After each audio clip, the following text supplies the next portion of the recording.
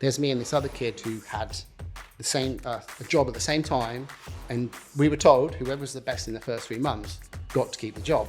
Smashed him, didn't I? How did you get in with Dana White? When I worked in Formula One, you couldn't buy merch. I'd come back from the races in Adelaide especially, and people would ask to buy the shirt off your back. You weren't supposed to, but I did. What's the next 4 years like? To keep growing, hoping to get to 100 mil. I put my wheel on and I'm like, it's going to catch on fire. I was gone. I ran. This episode of All Things Business, the podcast, is brought to you by digital media partner DFA Law.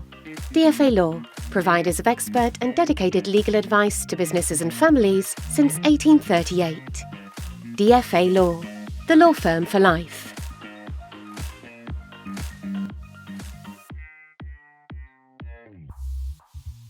Barry Gough. Ben Thomas, How are you?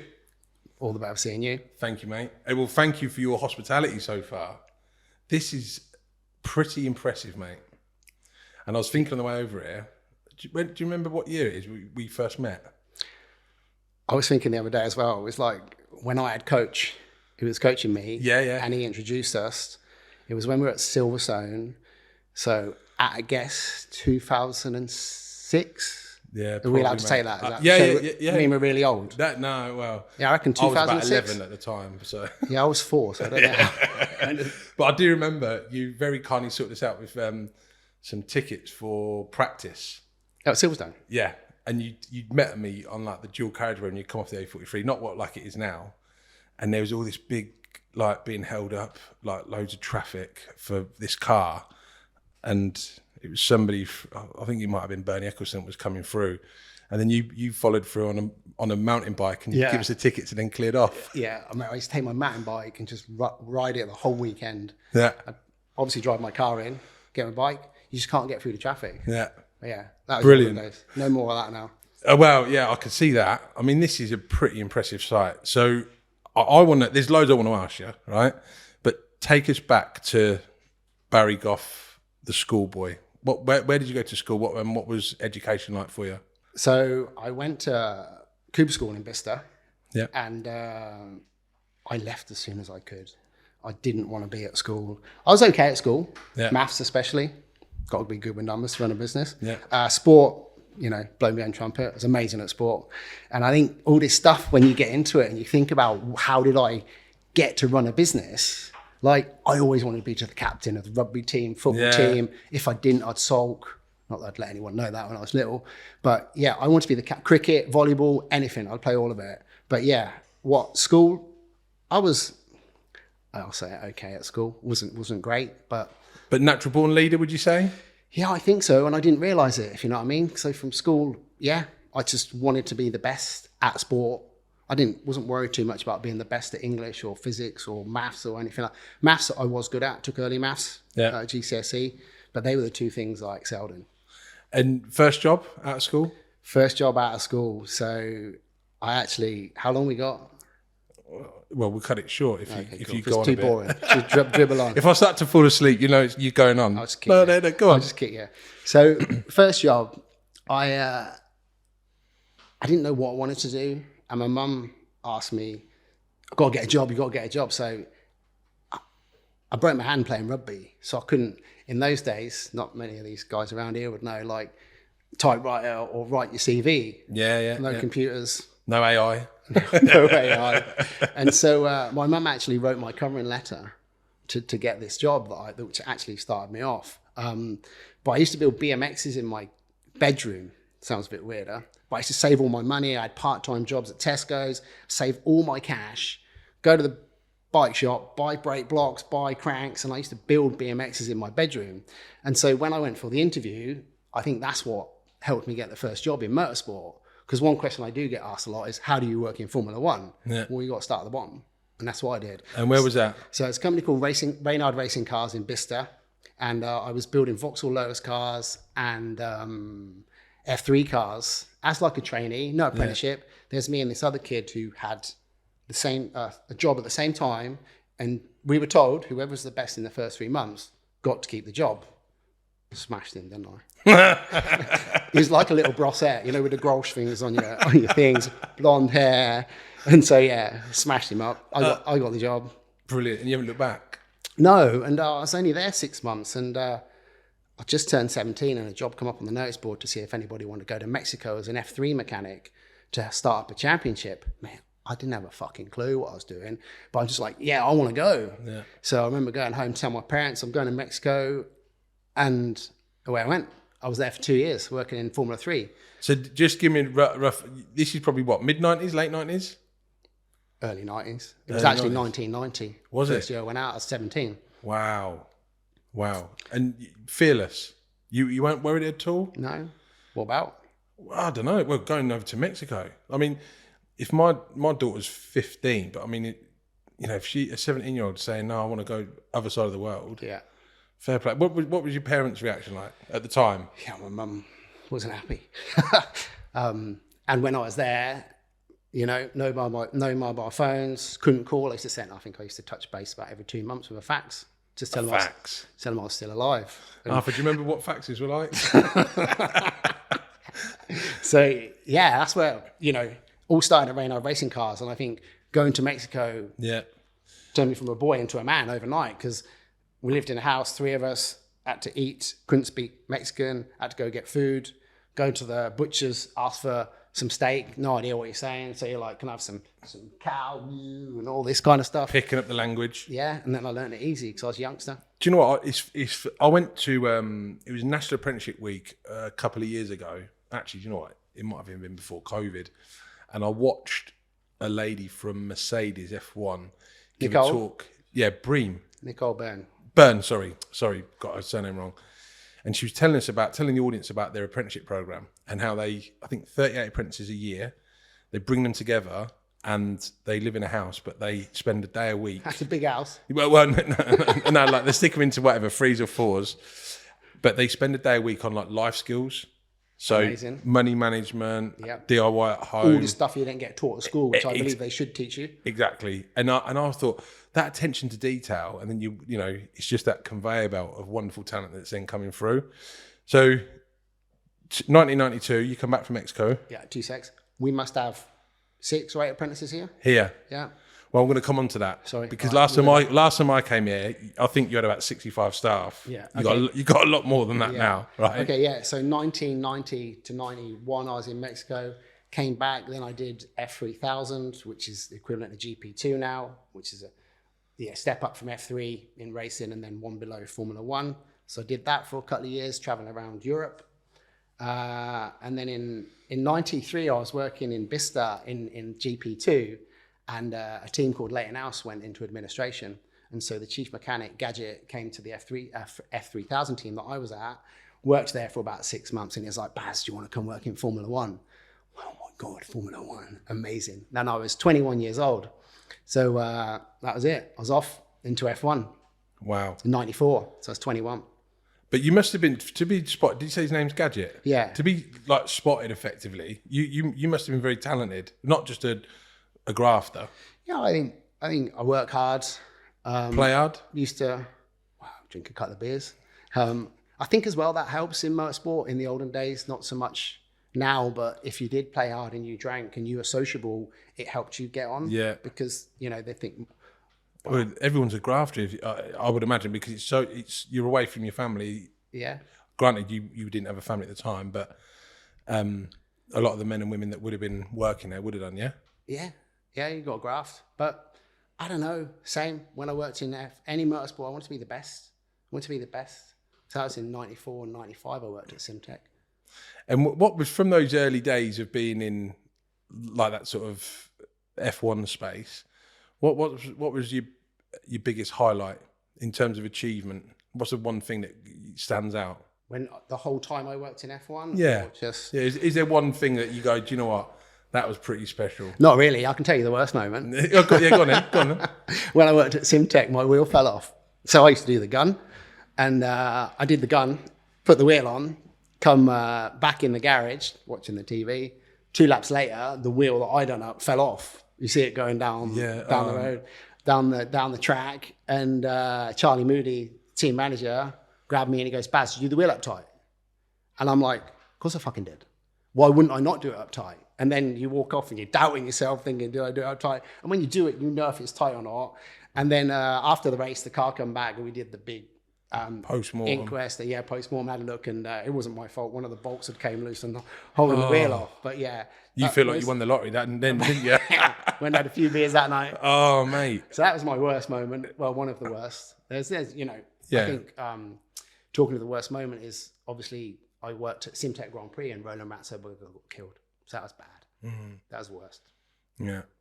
And then if we look at where we are today, we're sat in some beautiful countryside. Are we allowed to say where we are? Yeah. Is this class as Kislingbury or Bugbrook? Kislingbury. It's Kislingbury. You've got an empire now of about 110 staff. How many of them are apprentices? Yeah, at least 6 are apprentices.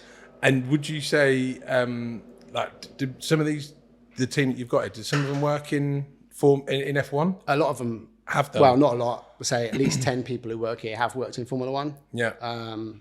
Actually work with me. Yeah. So yeah, they come across. We use their talent to make amazing products. So Momento Exclusives. When I first came across you, I'll never forget. They were cufflinks. Yeah, mate. Ferrari cufflinks. Funny. With oil in them. Yeah, we were doing samples. Yeah, right. For the teams with oil in acrylic. And I was like, "Oh, I need these for my dad." Yeah. And then you told me the price. I was like, "My dad don't need them." Wear short sleeve shirt. Yeah. But so, where did the creativeness come from? Yeah, interesting. I get asked that a lot. Because like coming up with like things like that, and I know that there was loads of other products before that because I probably met you very early on in your journey. Yeah. But there would have been some before. So how did it all come out? Yeah. I think working in F1 or motorsport, and it's such a precision sport, an amazing sport. But when I was in it, I got to a level where I couldn't progress anymore. And actually, while I was working in Formula One, I set up my own business while I was actually working in Formula One, and I had a mate of mine running it while I was going to the races. So I started working with the teams whilst I was still working in Formula One. Because in the old days, you couldn't even buy merch. When I worked in Formula One, you couldn't buy merch. I'd come back from the races in Adelaide especially, and people would ask to buy the shirt off your back. You weren't supposed to, but I did. And do you think in hindsight, do you think F1, bearing in mind it's so advanced with technology, light years ahead of many other sports, do you think that they almost overlooked the merchandise opportunity? I just don't think Bernie wanted to, because when Bernie Ecclestone was running it, you'd make money out of TV. That wasn't that important. But now it is. It's massive. And I've just had a wonderful tour of your amazing facility here. Like, you've almost got I can only describe it as like a barn, a converted barn for almost each department. But it's so much more than F1. Obviously, you've got F1's a big part of it, yeah? Yeah. What percentage-wise, what would that represent of the business? F1 sales at the moment will be about 60% of the business. Yeah. So we got F1, MotoGP, UFC, Team GB, and we went back to Joshua as well. And more licenses coming on board all the time. And is there a helipad here? No, but you can land out there. We've had a few helicopters out there. Yeah, and that, I'm guessing that's when some of the talent fly down here, do a sign, and then they clear off to Silverstone or wherever. Yeah, or customers. Yeah. But yeah, I need to take my license. I get to work in 5 minutes. Be coming in upside down. What was because we were talking before we started rolling, and I was saying, well, you've almost got like 3 lots of customers in my eyes. Correct me if I'm wrong here. One is your punter like myself that might go online and buy some Team GP stuff because you've got loads of wicked stuff on there, which I thought was very, very cool. I love the Keely Hodgkinson stuff, yeah? 2 is, I suppose, your private buyers that want something that's a lot more exclusive. But then obviously you've also got the actual organisations that you want to do the deal with, if you like, and get the rights with, yeah? Yeah, so our licensee. The licensee. We have the licensee to do our contract with. So we get the contracts, which do take a long time. And then our customers are our private sales, the high-end collectors that you're talking about. And then your customers, like yourself. And then a lot of it as well is partners. So B2B, we sell a lot of products. We make cars for the teams. we'll sell products back to the teams as well. The guy who's in your printing department, I've forgotten his name. Harry. Like, he just showed us these brake pads that have them being done for a corporate client. And I'm like, how are you going to print a branding message on that? But when you think about it, what a great gift or great, whether that's somebody that you've taken as hospitality to Silverstone or whatever, that's going to stay in their boardroom or stay at their house. Yeah, forever. Going back to that earlier, you asked me about the creativity, and before, I don't know, 2 years ago, it was all me. It was all my ideas that get put into the concepts and into designs. But now we've got a full design team. We've got 4, soon to be 5 people in our drawing office. So is there there must have been one where you've either thought of it or they have, but you haven't been able to do it for whatever reason? Is there a really wacky one? I don't know. Like sure one that you just wouldn't be able to make happen because, for whatever reason? No. I think we managed to do everything. Yeah. And if we don't, we try. What's the standout piece for you over all the years? The one that you think, do you know what, that's... Oh, mate, but my standout piece is a gear ratio clock. I haven't got one here, but we made this gear. My first ever re-engineered product was a gear ratio clock, and designed it, put it together. We sell fucking hundreds of them, and it was like, oh my god, this is what everybody wants. I thought that's what they want until you do it. Yeah, you don't know. But that would have been before you were selling, because you obviously got a big e-commerce presence. So how did you sort of test the water? So that was on e-coms. Oh, it was. But that was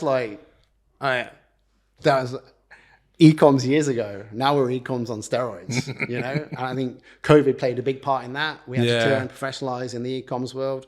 But yeah, even years ago, we had an e-coms. Well, when I still worked in Formula One, I had a website. Tell me, just touching on COVID, because I ask a lot of business owners this. How did you feel when you realised that the country's going to be shut down? It was interesting. And I'm sorry, I mean that from a business. I don't mean to sound insensitive to what was going on across the country. What I mean is from a business owner's perspective. You've got, at the time there, you probably had 80 staff? No, more. 15. You had 15 in COVID. Is it? Uh-huh. Bloody hell. Yeah. Okay. 2020, March 2020. Know it exactly. I know. You weren't here then. You was. Well, we nearly were. Yeah. I literally was moving into here as COVID hit. We had no Wi-Fi. We all used to hotspot. We still worked through COVID. Some people were at home. Some people stayed because we were doing distribution, so allowed to still come to work. But yeah, through COVID and till now, we've built this. So since 2020, we've gone from 15 staff to 110. Wow.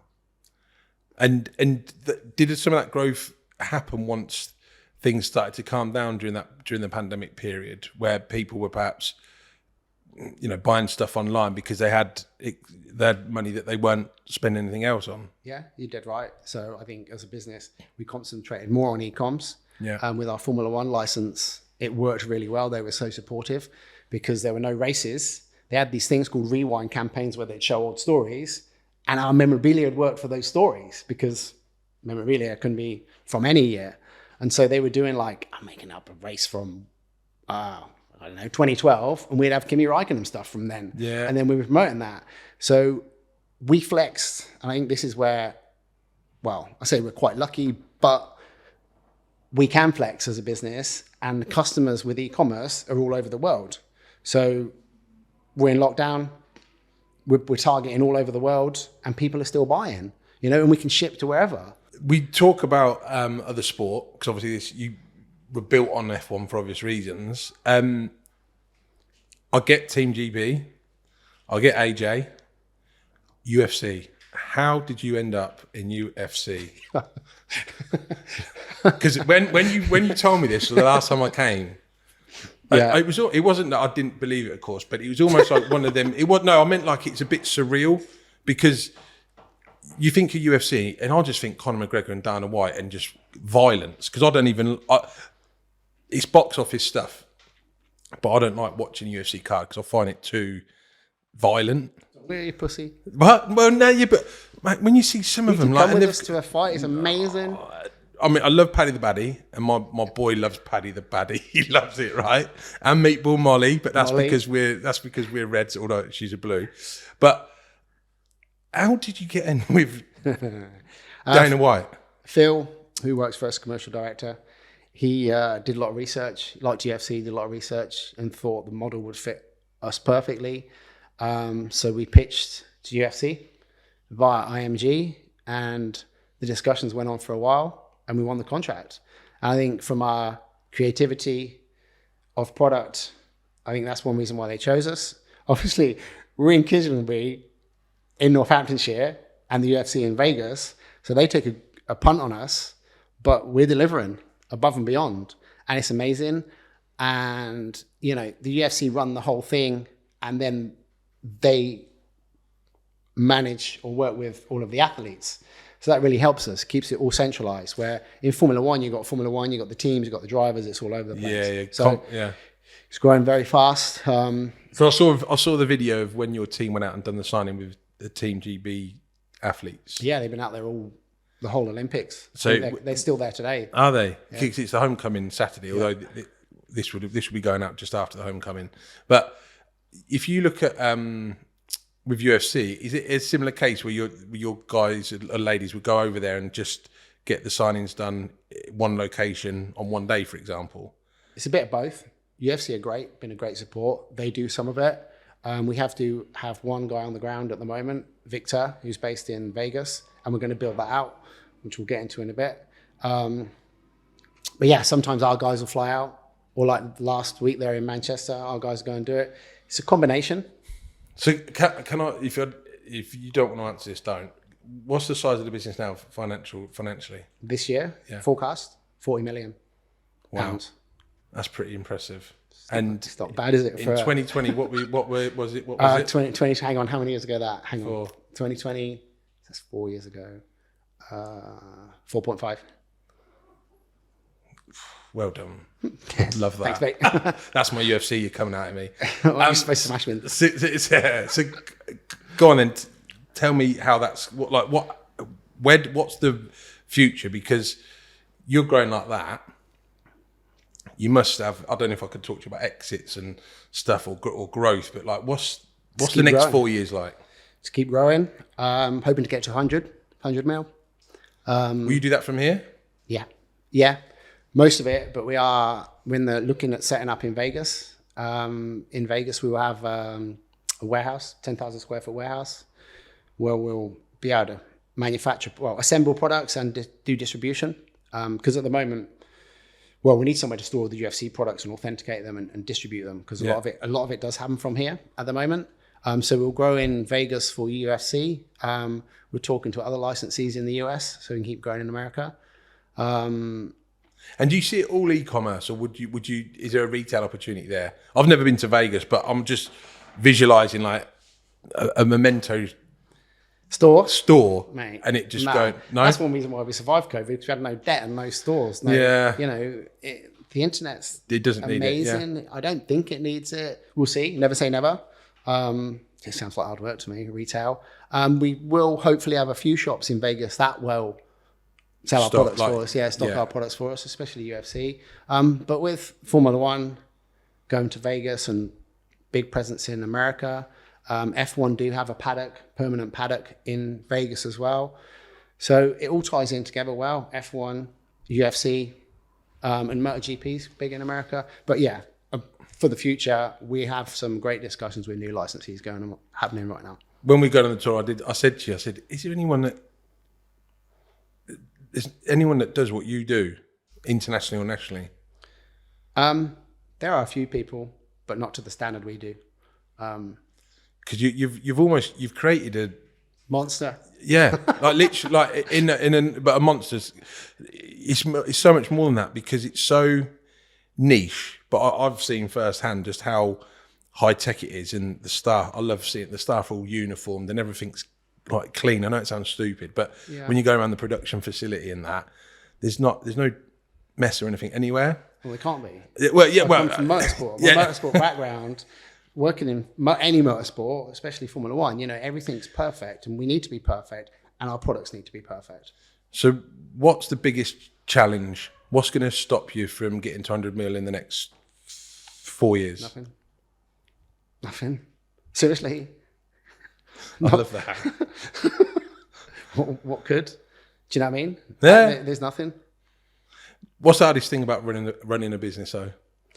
Not sleeping, lack of sleep. I think that's my hardest thing. Is that because you're thinking of everything, mate? I just think of everything. Everything has to be thought through. Don't get me wrong, I have great staff, but I still think about everything. I could wake up one night thinking about, I don't know, something random that's not even important, keeps me awake. Yeah. Next day, you're thinking about the forecast, thinking about sales, you're thinking about what branding we're going to put on the van. Absolutely everything I think of all the time. In terms of like your senior management team here, how many have you got on that? There's 5 of us. And all the decisions are made by you 5? Yeah. Matt, I think it's great. Just to come back to the retail point, are there any retailers in the UK that you will let stock your products? Only Silverstone Museum at the moment. Only Silverstone, okay. Yeah. But would you be open to any? Would you be open if it's the right brand? Has to be the right brand.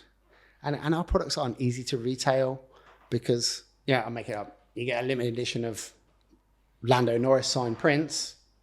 They're gone on our website like that. And then they're sold. Yeah, so if you go and give them away to someone else, and it's not, if you're a retailer, you're used to selling lots of volume. It's almost like supply and demand because you know what's going to go. Yeah. And how many do you have on you? Because you've got a wicked branding creative team here. I love the content that you guys do. E-newsletters and stuff. How many have you got subscribed to that? And how often are you sending those out? All across, must have about 600,000. Wow. Emails. Across all the brands, there must be at least a couple of emails going out every day. And then the individuals, you must have some stories about individuals that you've signed with. Signed with? I don't really go. Yeah, but but even back in the early days, in the past, like, who's been the best one to work with? As in individuals to work with? Just like what it's like when I haven't worked with nowhere near as many as high profile people as you, but there's been a few that you think they're a bit above themselves. Don't worry, that's the next question. But the ones that have been, who's been the highlight, like the best one for you to work with? One that makes us the most money. Don't worry, you didn't have to answer the second one. I can see Laura's giving me the. No, I think another question could be, going back to when I worked in motorsport, who was my favourite driver. There's quite a few that everybody watches it on the telly and on the TV or whatever you want to call it. They don't like this person, they don't like that person. A lot of the drivers, when you work for them, are completely different to what you see on TV. Yeah. So worked for some drivers that are really cool. Who's Ricardo Zonte was a top man. Rubens Barrichello, they're all good people. It's a lot of good ones. Do you still go to Silverstone every year, or? I drive past it every night to go home. No, no Grand Prix though. No. Is that because it's sort of like been there, done it? I'd just rather watch it at home, or I'd rather be at home. So just work. I work Monday to Friday flat out. Still work on weekends at home, but Saturdays, Sundays, all about the kids, my boys. Yeah, and they're not really that bothered. They'd rather catch Pokemon or stuff like that. Or at the moment, my youngest into a thing called One Piece. They'd rather do that, and I'd rather do that with them. Or go watch my boy play football, tennis, or whatever. So work's work. Weekends are for the boys. So 30 years ago, nearly, you went off as a mechanic to Mexico-ish. Oh, 34. 34 how old are you? 51. Yeah, you do look good for 51, Baz. Thanks. You trying to hit on me? No. Just checking. Not on a Monday. What are the similarities between that job now, if any, and the CEO of a company that's turning over 40 million quid a year? I think from motorsport in general, it's a team sport. You get the team all together, working as a team, culture. In Formula One, you have to think on your feet sometimes, just make a decision, split decision, and get it done. Every now and then, I have to do that. I think from motorsport as well, I mentioned it earlier, like bringing into the quality and the engineering into products. There's lots I see. And when I worked in motorsport, especially, I didn't ever see myself setting up a business. I just wanted to be the best at what I did. But now, as I've left, I can see there's so many similarities from even like we mentioned earlier, school and then going through business. But yeah, there's a lot. Formula One, like you mentioned earlier, Nicole doing talks, everything she talks about. It's all about a teamwork. You know, look at a pit stop. Mate, when I did pit stops, they weren't as quick as what they are now. Like they're coming, what would they have been? They're back doing then? like what they're doing now, like 2.4 seconds, maybe even less than 2 seconds. Mate, I just go out of bed. I think pit stops. Well, when they did refueling, it was 9 seconds. You could take a wheel off, run around the car, and put it back on when they were refueling. But yeah, about 4 seconds, 4.5 seconds. I bet pit stops are way behind what they are. They're amazing now. And yours is just one tyre. You have to do one tyre on your own. No. That was in IndyCar. I used to do that. But no, in F1, it's still same. One wheel nut, or one guy takes it off, one guy puts it on. Yeah. But then I ended up doing the front jack. I used to do the front jack at the end of my career. Did you get nervous before it come in? No. Come on, you must have shit yourself on a couple of times. Coming up to a port. There's always that one pit stop where it's just like podium or not, surely. No, really. So one time we used to have a physio come around, Carl, and he put a heart monitor on me once before a race, and in the olden days, you used to have morning warm up in the morning, and then the race was later on in the afternoon. Morning warm up, we blew out the engine, so we had to change that. So my heart rate went up because we were changing the engine. We used to be able to change an engine in an hour, in and out.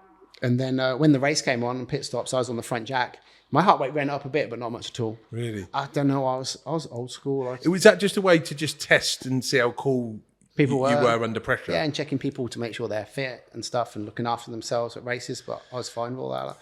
Because and I don't mean to sound derogatory at all, but you're on a race day. You're doing front jack. Yeah. Maybe twice in a race. Yeah. Per car. Yeah. Okay. Yeah. All right. It's 4 times maybe. Yeah. What was your job for the rest of your 50-hour week? No, I mean that in the nicest possible way though. Like was the front of the car, was that your as an engineer? That's what your. So I was a number one on the car. I used to have 10 guys or girls work for me, and I used to look after the fuel system. I have a front end mechanic, looks after all the wishbones and the driver seat belts and pedals. You have a rear end mechanic, looks after all the rear suspension. Yeah. You used to have a guy that looks after the gearbox, all the gearbox internals. And is that per car? Yeah. Yeah. So you'd have a team of 10 on car rate. Yeah, that was direct 10. Yeah. Then you still got lots of people behind the scenes, of course. Engineers, IT, lots of stuff going on. But I had 10 direct reports when I worked in Formula One. So if anything went wrong, at the end, it was on my neck. Yeah. We did an event last year at MK7. And I Red Bull, 1,500 employees. Yeah. And it's like 6 of them don't work in F1. But the rest of them do. Yeah. And then have you been into MK7? You've done. Yeah. You did a video there, didn't you? Yeah. We launched our simulator there.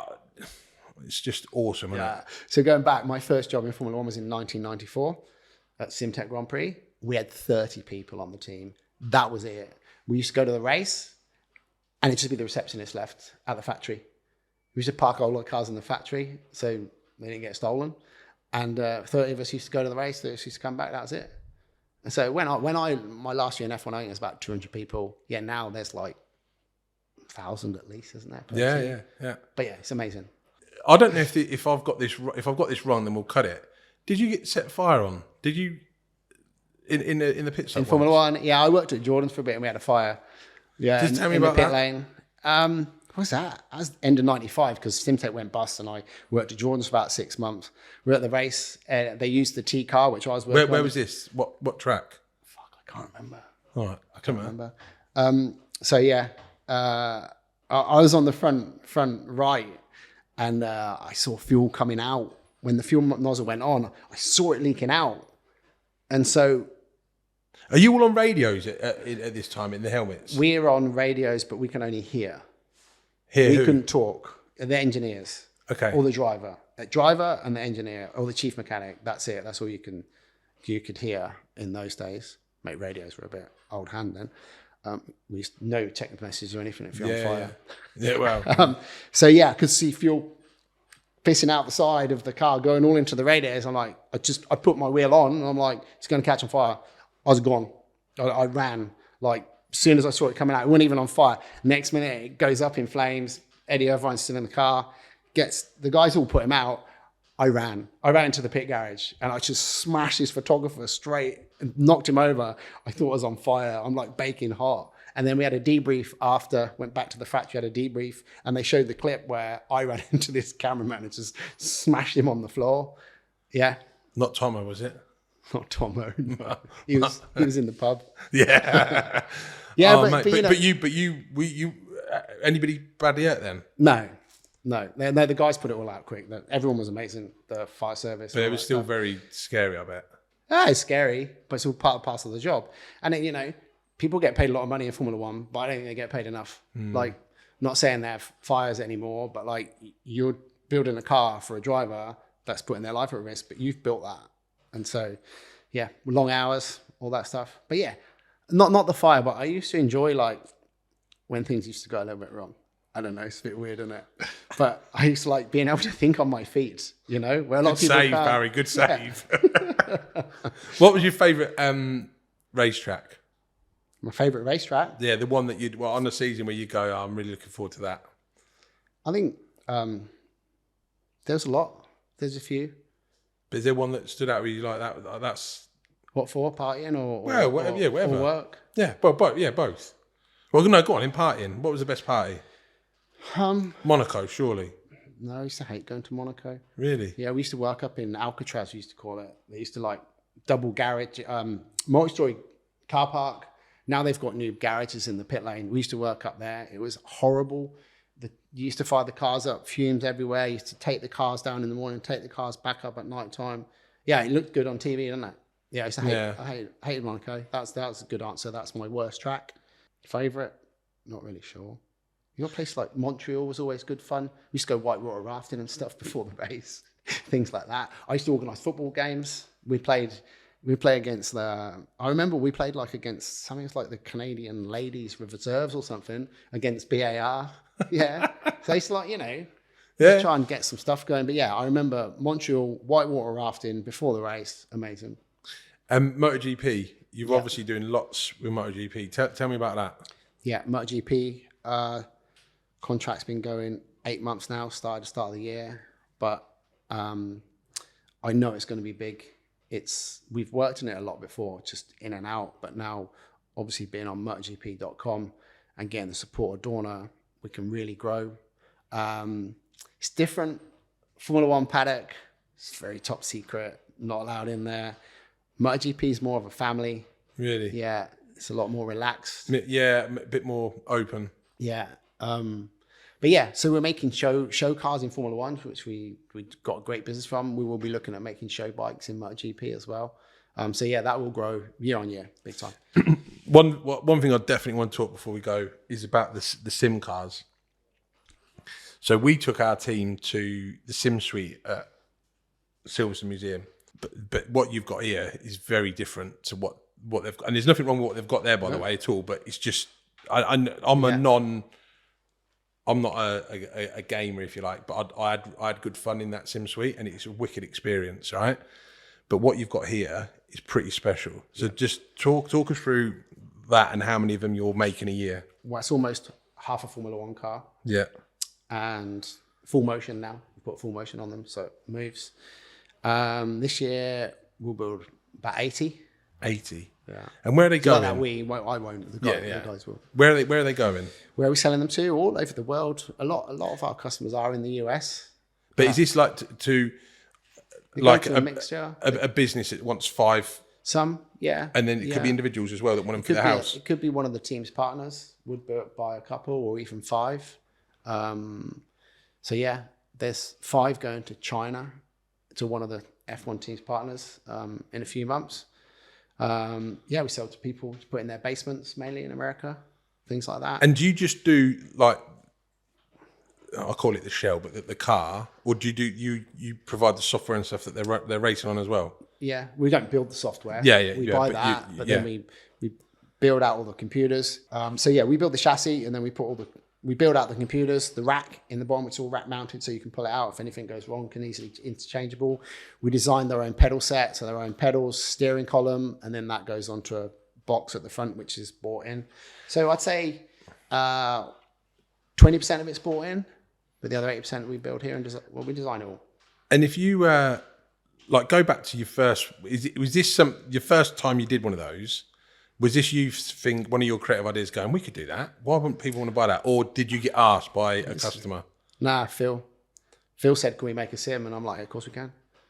And then that's where it goes from. But now, that would have been a couple of years ago. Now it's all changed with the senior management team. It all has to be run past everyone and processed and all this, well, exciting stuff.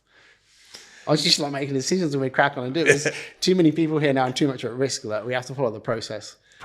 Oh my God. And it was almost like that test and measure. Right, can we do it? Yeah, let's go and see what the appetite's for it. Yeah. And can I ask how much what would they range? I imagine they range from the ones that I've seen here. They retail at average 90 grand.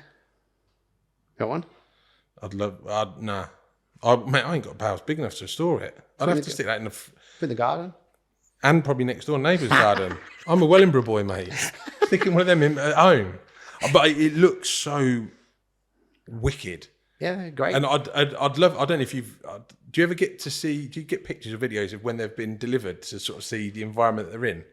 So I can imagine them ending up in some wicked places. Yeah, everything, our sims and show cars, yeah. Some of the customers share that with us, and yeah, some of the places they go are absolutely amazing. I know one customer who's bought a lot of cars from us.